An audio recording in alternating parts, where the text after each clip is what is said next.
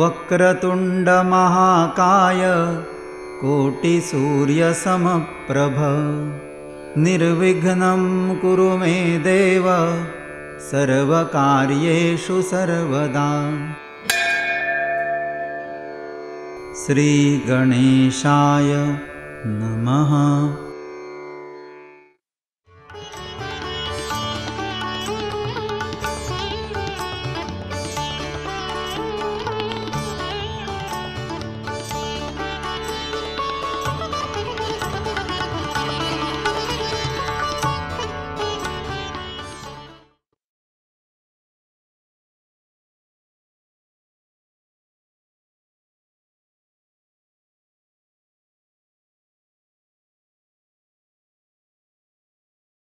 नमस्कार। इस सत्संग में आपका हार्दिक स्वागत है। सत्संग आरंभ करने से पूर्व आइए सत्संग के उद्देश्य को सफल बनाने हेतु सद्गुरु वंदना करते हैं। हमारे आस्था केंद्र जो भी हैं उन्हें मन ही मन प्रणाम करते हैं और इस श्लोक को दोहराते हैं।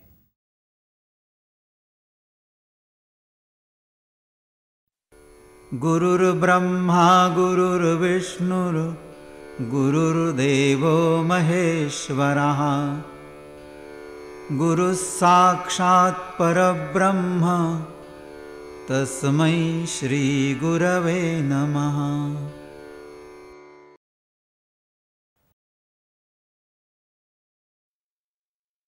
हिंदू जनजागृति समिति द्वारा प्रस्तुत धार्मिक कृतियों के शास्त्र से संबंधित कार्यक्रम के अंतर्गत हम देख रहे हैं दीपावली के उपलक्ष्य में विशेष सत्संग श्रृंखला। इसमें हमने पिछले सत्संग में दीपावली का पूर्वायोजन और गोवत्स द्वादशी के विषय में जानकारी प्राप्त की। इस सत्संग में हम समझ लेते हैं धनत्रयोदशी के विषय में। इसमें प्रथम देखते हैं धनत्रयोदशी दिन विशेष। शक संवत अनुसार आश्विन कृष्ण त्रयोदशी तथा विक्रम संवत अनुसार कार्तिक कृष्ण त्रयोदशी अर्थात धनत्रयोदशी। इसी को साधारण बोलचाल की भाषा में धनतेरस कहते हैं। इस दिन के विशेष महत्व का कारण है धनत्रयोदशी देवताओं के वैद्य धन्वंतरि की जयंती का दिन है। समुद्र मंथन के समय धनत्रयोदशी के दिन अमृत कलश हाथ में लेकर देवताओं के वैद्य भगवान धन्वंतरि प्रकट हुए। इसलिए यह दिन भगवान धन्वंतरि के जन्मोत्सव के रूप में मनाया जाता है। आयुर्वेद के विद्वान एवं वैद्य मंडली इस दिन भगवान धन्वंतरि का पूजन करते हैं और लोगों के दीर्घ जीवन तथा आरोग्य लाभ के लिए मंगल कामना करते हैं। इस दिन नीम के पत्तों से बना प्रसाद ग्रहण करने का महत्व है। माना जाता है कि नीम की उत्पत्ति अमृत से हुई है और धन्वंतरि अमृत के दाता हैं। अतः इसके प्रतीक स्वरूप धन्वंतरि जयंती के दिन नीम के पत्तों से बना प्रसाद बांटते हैं। इस दिन की एक अन्य विशेषता भी है। धनत्रयोदशी व्रत के रूप में भी मनाई जाती है। धनत्रयोदशी मृत्यु के देवता यमदेव से संबंधित व्रत है। यह व्रत दिन भर रखते हैं। व्रत रखना संभव न हो तो सायंकाल के समय यमदेव के लिए दीपदान अवश्य करते हैं। आइए समझ लेते हैं यम दीपदान के विषय में। दीपावली के काल में धनत्रयोदशी, नरक चतुर्दशी एवं यम द्वितीया यह 3 दिनों पर यमदेव के लिए दीपदान करते हैं। इनमें धनत्रयोदशी के दिन यम दीपदान का विशेष महत्व है, जो स्कंद पुराण के इस श्लोक से स्पष्ट होता है। कार्तिकस्यासिते पक्षे त्रयोदश्यान्निशामुखे यमदीपं बहिर्दद्यात् अपमृत्युर्विनश्यति। इसका अर्थ है कार्तिक मास के कृष्ण पक्ष की त्रयोदशी के दिन सायंकाल में घर के बाहर यमदेव के उद्देश्य से दीप रखने से अपमृत्यु का निवारण होता है। संक्षेप में कहें तो यम दीपदान करना अर्थात दीप के माध्यम से यमदेव को प्रसन्न कर अपमृत्यु के लिए कारणभूत कष्टदायक तरंगों से रक्षा के लिए उनसे प्रार्थना करना। अब हम समझ लेते हैं धनत्रयोदशी के दिन यम दीपदान करने का अध्यात्म शास्त्रीय महत्व। इनमें प्रथम महत्व है दीपदान से दीर्घ आयु की प्राप्ति होना। दीप प्राण शक्ति एवं तेज स्वरूप शक्ति प्रदान करता है।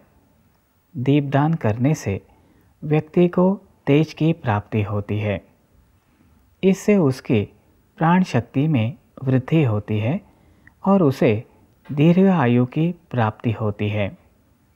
धनत्रयोदशी के दिन यम दीपदान करने का दूसरा महत्व है यमदेव के आशीर्वाद प्राप्त करना। धनत्रयोदशी के दिन ब्रह्मांड में यम तरंगों के प्रवाह कार्यरत रहते हैं। इसलिए इस दिन यम देवता से संबंधित सर्व विधियों के फलित होने की मात्रा अन्य दिनों की तुलना में 30% अधिक होती है। धनत्रयोदशी के दिन संकल्प कर यमदेव के लिए दीप का दान करते हैं और उनके आशीर्वाद प्राप्त करते हैं। धनत्रयोदशी के दिन यम दीपदान करने का तीसरा महत्व है यमदेव के प्रति कृतज्ञता व्यक्त करना। यमदेव मृत्युलोक के अधिपति हैं। धनत्रयोदशी के दिन यमदेव का नरक पर आधिपत्य होता है। साथ ही विविध लोकों में होने वाले अनिष्ट शक्तियों के संचार पर भी उनका नियंत्रण रहता है। धनत्रयोदशी के दिन यमदेव से प्रक्षेपित तरंगे विविध नरकों तक पहुंचती है। इसी कारण इस दिन नरक में विद्यमान अनिष्ट शक्तियों द्वारा प्रक्षेपित तरंगे संयमित रहती हैं। परिणाम स्वरूप पृथ्वी पर भी नरक तरंगों की मात्रा घटती है। इसीलिए धनत्रयोदशी के दिन यमदेव के प्रति कृतज्ञता व्यक्त करने के लिए उनका भाव सहित पूजन एवं दीपदान करते हैं। दीपदान से यमदेव प्रसन्न होते हैं। अब तक हमने धनत्रयोदशी का तथा यम दीपदान करने का महत्व समझ लिया। अब हम समझ लेते हैं यम दीपदान की विधि। इसमें प्रथम देखते हैं यम दीपदान के लिए आवश्यक पूजा सामग्री। यम दीपदान विधि में नित्य पूजा की थाली में घिसा हुआ चंदन, पुष्प, हल्दी, कुमकुम, अक्षत अर्थात अखंड चावल इत्यादि पूजा सामग्री होनी चाहिए। साथ ही आचमन के लिए ताम्रपात्र, पंचपात्र, आचमनी ये वस्तुएं भी आवश्यक होती हैं। यम दीपदान करने के लिए हल्दी मिलाकर गूंदे हुए गेहूं के आटे से बने विशेष दीप का उपयोग करते हैं। समझ लेते हैं गेहूं के आटे से बने दीप का महत्व।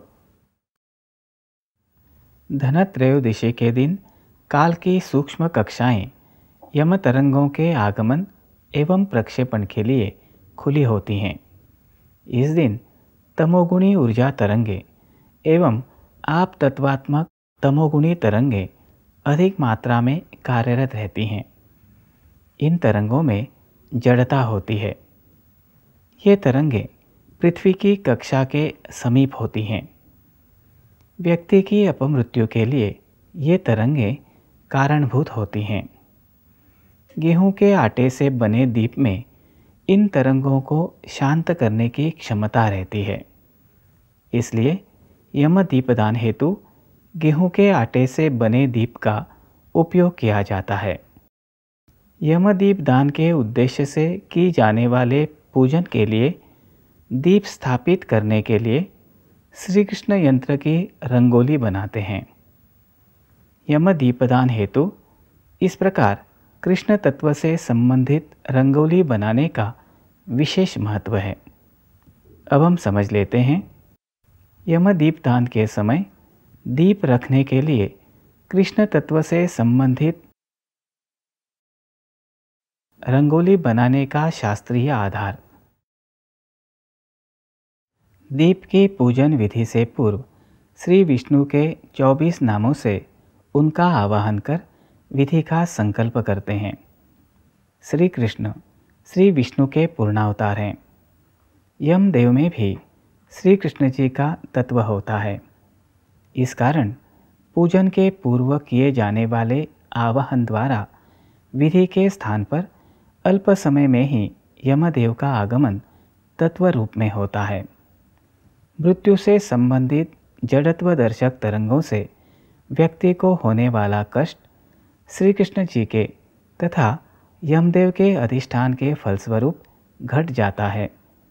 यही कारण है कि धनत्रयोदशी के दिन श्री कृष्ण जी का तत्व आकृष्ट करने वाली रंगोली बनाते हैं।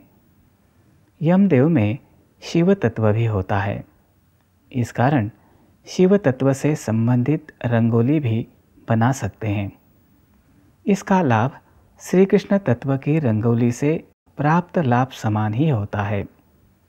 आइए देखते हैं। सनातन संस्था के संस्थापक परम पूज्य डॉक्टर जयंत आठवले जी के मार्गदर्शनानुसार साधकों द्वारा सात्विक रंगोलियां बनाई जाती हैं। आइए देखते हैं कुछ उदाहरण। यह श्री कृष्ण तत्व आकृष्ट करने वाली रंगोली है।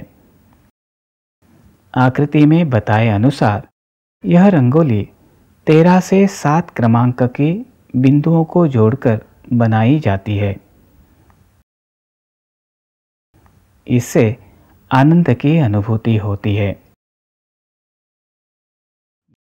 यह शिव तत्व आकृष्ट करने वाली रंगोली है। इसकी रचना मध्य बिंदु से अष्ट दिशाओं में प्रत्येक दिशा में 4 बिंदु बनाकर की जाती है। इससे शांति की अनुभूति होती है। आप यमदीप दान के लिए इस प्रकार रंगोली बनाकर संबंधित देवता तत्व का लाभ उठाइए। यम दीपदान की प्रत्यक्ष कृति से संबंधित जानकारी प्राप्त करते हैं एक विराम के उपरांत।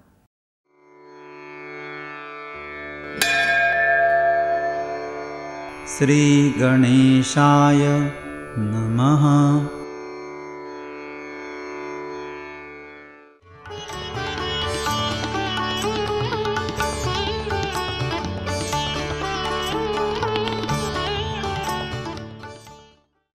पूर्वार्ध में हमने धनत्रयोदशी की विशेषताओं के अंतर्गत धन्वंतरी जयंती के विषय में देखा। साथ ही धनत्रयोदशी के दिन की जाने वाली यम दीपदान विधि का महत्व समझ लिया। अब हम एक दृश्यपट द्वारा देखते हैं यम दीपदान पूजन विधि और उसका शास्त्रीय आधार। प्रथम आचमन, प्राणायाम, उपरांत देश काल का उच्चारण किया जाता है।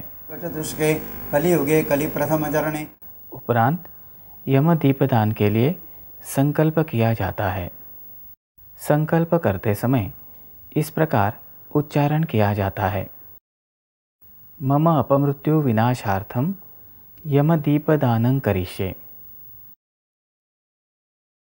इसका अर्थ है अपनी अपमृत्यु के निवारण हेतु मैं यम दीपदान करता हूँ। उपरांत ताम्र पात्र में रखा आटे से बनाया दीप प्रज्वलित किया जाता है।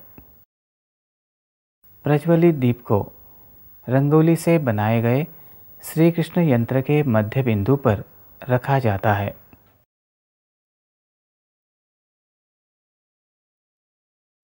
दीप को चंदन, हल्दी,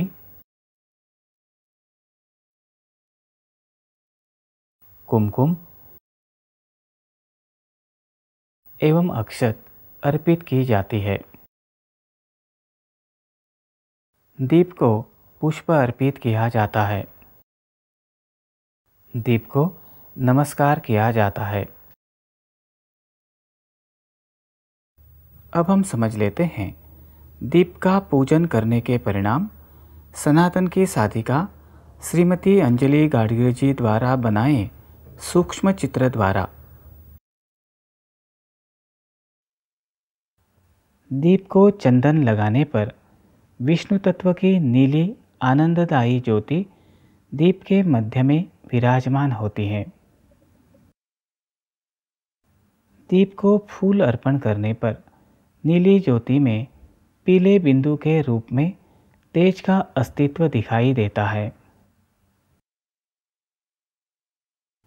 दीप को अक्षत अर्पित करने पर नीली ज्योति में पीले बिंदु के रूप में विद्यमान तेज तत्व क्रियाशील होता है। इस तेज तत्व द्वारा वातावरण में तेज तत्व की तरंगें वलयों के रूप में प्रक्षेपित होती हैं। हमने यमदीपदान के लिए किए जाने वाले दीप पूजन के सूक्ष्म परिणाम देखे। अब देखते हैं पूजन विधि में किए जाने वाले अन्य उपचार।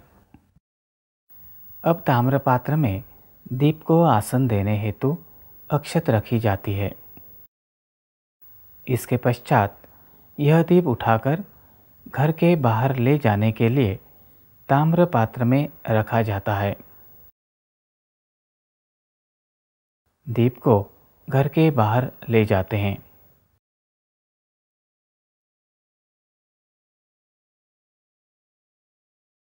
घर के बाहर ले जाकर दीप को दक्षिण दिशा की ओर मुख कर रखा जाता है। उपरांत यम देवता को उद्देशित कर प्रार्थना की जाती है। मृत्युना पाशदंडाभ्याम कालेन शामया सह त्रयोदशान् दीपदानात् सूर्यज प्रीयतां मम।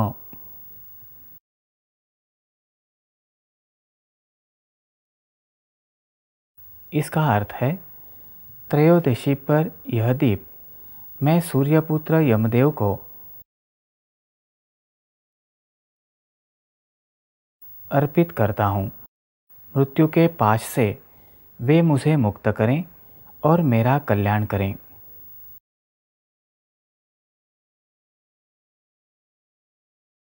इसके उपरांत दीपदान हेतु जल छोड़ा जाता है।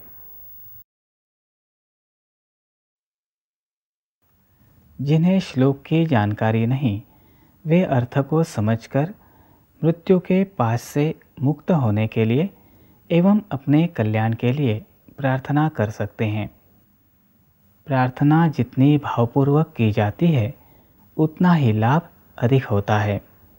अब समझ लेते हैं पूजित दीप घर के बाहर दक्षिण दिशा में रखने के परिणाम। पूजन के उपरांत घर के बाहर दक्षिण दिशा में दीप की स्थापना करने से होने वाली सूक्ष्म स्तरीय प्रक्रिया समझ लेते हैं। सनातन की साधिका श्रीमती अंजलि गाडगीळ जी द्वारा बनाए इस सूक्ष्म चित्र द्वारा दक्षिण दिशा से यम तरंगों का प्रवाह दीप की ओर आकृष्ट होता है। यम तरंगों का यह प्रवाह दीप के चारों ओर वलयांकित रूप में फैलता है। यम तरंगों के कारण कनिष्ठ प्रकार की अनिष्ट शक्तियां दूर हट जाती हैं। यम दीपदान करने के संदर्भ में सनातन आश्रम पनवेल के संत परम पूज्य परशुराम पांडे महाराज जी बताते हैं, यम मृत्यु एवं धर्म के देवता हैं। हमें सतत भान होना आवश्यक है कि प्रत्येक मनुष्य की मृत्यु निश्चित है। ऐसे भान से मनुष्य के हाथों कभी बुरा कर्म अथवा धन का अपव्यय नहीं होता। यमदेव के लिए दीपदान कर कहें कि हे यमदेव, इस दीप समान हम सतर्क हैं, जागरूक हैं। जागरूकता व प्रकाश का प्रतीक दीप हम आपको अर्पित कर रहे हैं, इसका स्वीकार करें। परम पूज्य पांडे महाराज जी द्वारा बताए अनुसार मृत्यु का भान सदैव रखकर हम जीवन बिताएंगे तो हमसे अवश्य ही धर्म पालन होगा। धनत्रयोदशी के दिन की जाने वाली एक और धार्मिक विधि है व्यापारियों द्वारा किया जाने वाला द्रव्यकोष पूजन। व्यापारी वर्ष एक दिवाली से दूसरी दिवाली तक होता है। नए वर्ष की लेखा बहियाँ इसी दिन लाते हैं। कुछ स्थानों पर इस दिन व्यापारी द्रव्यकोष का अर्थात तिजोरी का पूजन करते हैं। पूर्व काल में साधना के एक अंग के रूप में ही व्यापारी वर्ग इस दिन द्रव्यकोष का पूजन करते थे। परिणाम स्वरूप उनके लिए श्री लक्ष्मी जी की कृपा से धन अर्जन एवं उसका विनियोग उचित रूप से करना संभव होता था। इस प्रकार वैश्य वर्ण की साधना द्वारा परमार्थ पथ पर अग्रसर होना व्यापारी जनों के लिए संभव होता है। धनत्रयोदशी के दिन विशेष रूप से स्वर्ण अथवा चांदी के नए पात्र तथा नए वस्त्र अलंकार क्रय अर्थात परचेस किए जाते हैं। इससे वर्षभर घर में धनलक्ष्मी वास करती हैं। अब हम समझ लेते हैं धनत्रयोदशी के दिन स्वर्ण अथवा चांदी के नए पात्र क्रय करने का अर्थात खरीदने का शास्त्रीय कारण। धनत्रयोदशी के दिन लक्ष्मी तत्व कार्यरत रहता है। इस दिन स्वर्ण अथवा चांदी के नए पात्र क्रय करने की कृति द्वारा श्री लक्ष्मी के धनरूपी स्वरूप का आवाहन किया जाता है और कार्यरत लक्ष्मी तत्व को गति प्रदान की जाती है। इससे द्रव्य कोष में धन संचय होने में सहायता मिलती है। यहाँ ध्यान रखने योग्य बात यह है कि धनत्रयोदशी के दिन अपनी संपत्ति का लेखा जोखा कर शेष संपत्ति ईश्वरीय अर्थात सत्कार्य के लिए अर्पित करने से धन लक्ष्मी अंत तक रहती है। सभी को दीपावली की शुभ कामनाओं के साथ यहाँ इस सत्संग की समाप्ति करते हैं। अगले सत्संग में प्राप्त करेंगे नरक चतुर्दशी विषयक जानकारी। अगला सत्संग अवश्य देखेगा। इस सत्संग में बताए गए शास्त्र के अनुसार कृति करने से आपको कोई अनुभूति हुई है, कोई प्रश्न अथवा शंका है तो हमें अवश्य सूचित कीजिए। कृपया सकाम अर्थात व्यावहारिक स्वरूप के प्रश्न न पूछिए। धर्माचरण विषयक कोई प्रश्न अथवा शंका है तो अवश्य पूछिए। हम आपकी सेवा में सदैव तत्पर है। हमारा संपर्क सूत्र है हिंदू जनजागृति समिति, post box number 46, Ponda, Goa 403401। Our contact number is 093-701-70704 and email ID is dharmik.kruti@gmail.com। अब हम सद्गुरु चरणों में कृतज्ञता व्यक्त कर इस सत्संग को संपन्न करते हैं।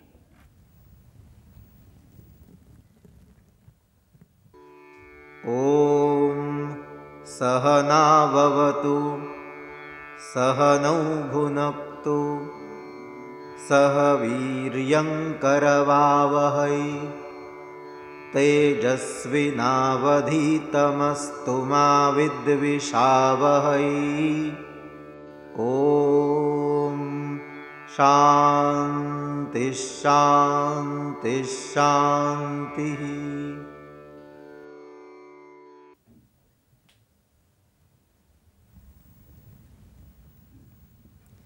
इसका अर्थ है परमात्मा हम गुरु शिष्य दोनों की एकत्रित रूप से रक्षा करें, दोनों का प्रतिपालन करें, हमें एकत्र ही पुरुषार्थ प्राप्त हो, हम दोनों का अध्ययन तेजस्वी हो, हम दोनों में एक दूसरे के प्रति द्वेष भावना न हो तथा त्रिविध ताप की शांति हो।